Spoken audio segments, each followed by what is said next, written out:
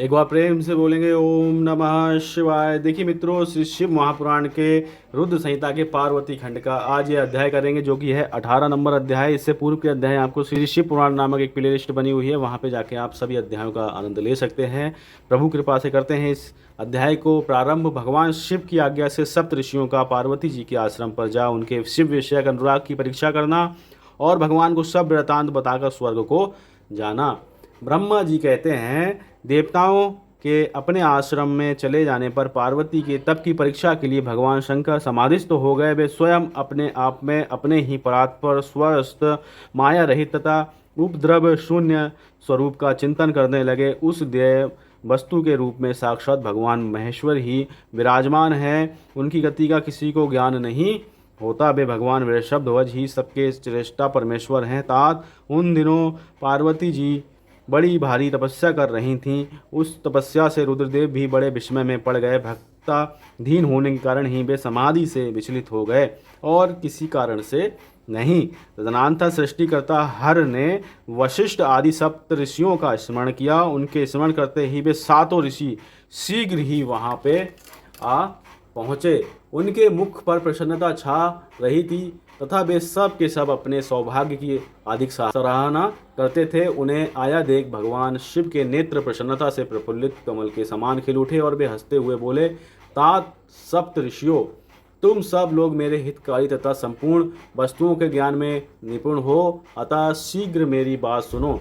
गिरिराज कुमारी देवेश्वरी पार्वती जी इस समय सुस्थिरचित हो गौरी शिखर नामक पर्वत पर तपस्या कर रही हैं। मुझे पति रूप में प्राप्त करना ही उनकी तपस्या का उद्देश्य है। यहाँ देखिए पार्वती जी का तप करना है। बहुत सुंदर सा यहाँ पे चित्र दिया गया है। तो देखिए कथा से करते हैं। द्विजो, इस समय केवल सखियाँ उनकी सेवा में हैं। मेरे सिवा दूसरी समस्त कामनाओं का परित्याग करके वे एक उत्तम निश्चय पर पहुंच चुकी हैं। मुनीश्वरों, तुम सब लोग मेरी आज्ञा से वहां जाओ और प्रेम पूर्ण हृदय से उनकी दृढ़ता की परीक्षा करो। वहां तुम्हें सर्वथा छलयुक्त बातें करनी चाहिए। उत्तम व्रतधारी महर्षियों, मेरी आज्ञा से ऐसा करना है, इसलिए तुम्हें संशय नहीं करना चाहिए। भगवान शंकर की यह आज्ञा पाकर वे सातों ऋषि तुरंत ही उस स्थान पर जा पहुंचे जहाँ दीप्तिमती जगन माता पार्वती जी विराजमान थीं। सप्त ऋषियों ने वहां शिवा को तपस्या की मूर्तिमती दूसरी सिद्धि के समान देखा। उनका तेज महान था। वे अपने उत्तम तेज से प्रकाशित हो रही थी। उन उत्तम व्रतधारी सप्त ऋषियों ने उनको मन ही मन प्रणाम किया और उनके द्वारा विशेष पूजित हो वे मस्तक झुकाए इस प्रकार बोले। ऋषियों ने कहा, देवे गिरिराज नंदिनी, हमारी यह बात सुनो। हम जानना चाहते हैं कि तुम किस लिए तपस्या करती हो तथा इसके द्वारा किस देवता को और किस फल को पाना चाहती हो। उन द्विजों के इस प्रकार पूछने पर गिरिराज कुमारी देवी शिवा ने उनके सामने अत्यंत गोपनीय होने पर भी सच्ची बात बताई। पार्वती जी बोली, मुनीश्वरों, आप लोग प्रसन्नता पूर्वक हृदय से मेरी बात सुने।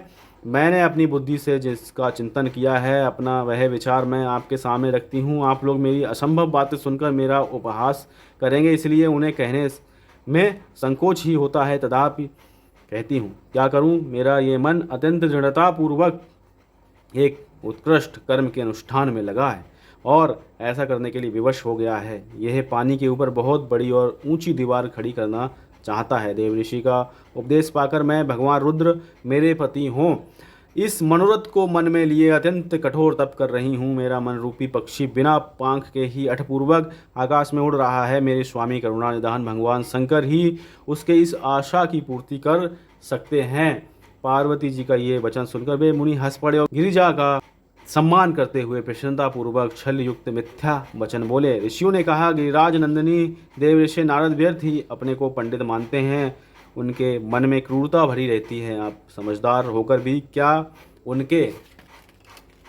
यहाँ देखिए बहुत सुंदर सा चित्र है जहाँ पे माता पार्वती जी हैं और ये देखिए सप्त ऋषि हैं जो अपने मिथ्या वचनों से उनकी परीक्षा जो है भगवान शिव महादेव के कहने पे लेने आए हैं। देखिए 1 2 3 4 5 6 7 सप्त ऋषि हैं और पार्वती मैया हैं। फिर देखिए, चरित्र को नहीं जानती। नारद छल कपट की बातें करते हैं, दूसरों के चित्त को मोह में डाल मत डालते हैं। उनकी बातें सुनने से सर्वदा हानि ही होती है। ब्रह्मपुत्र दक्ष के पुत्रों को नारद ने जो छल पूर्वक उपदेश दिया उसका फल ये हुआ कि वे सब के सब अपने पिता के घर लौटकर ना आ सके। यही हाल उन्होंने दक्ष के दूसरे पुत्रों का भी किया। वे भी उनके चक्कर में आकर भिखारी बन गए। विद्याधर चित्रकेतु को इन्होंने ऐसा उपदेश दिया कि उसका घर ही उजड़ गया। प्रहलाद को अपना चेला बनाकर इन्होंने हिरण्यकशिपु से बड़े बड़े दुख दिलवाए।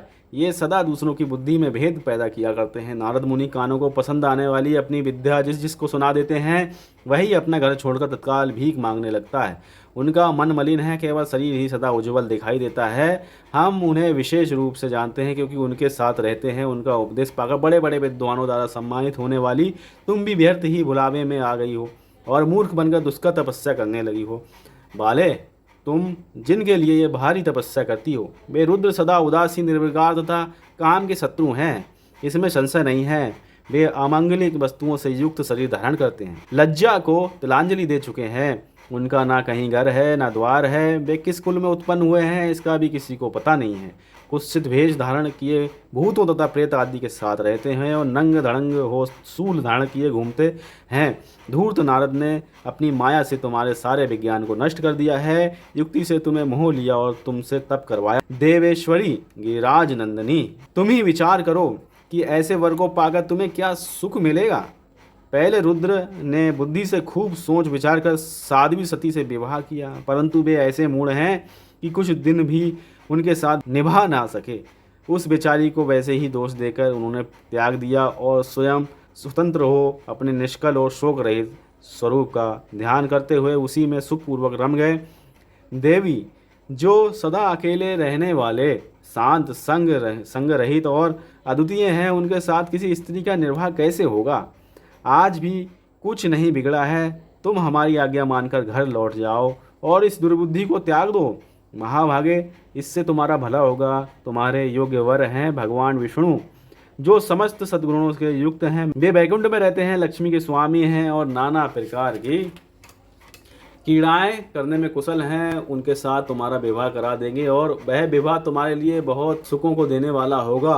पार्वती, तुम्हारा जो रुद्र के साथ विवाह करने का हट है, ऐसे हट को छोड़ दो, सुखी हो जाओ। ब्रह्मा जी कहते हैं, नारद, उनकी ऐसी बात सुनकर जगदम्बिके पार्वती जी हंस पड़ी और पुनः उस ज्ञान विशारद मुनियों से बोली।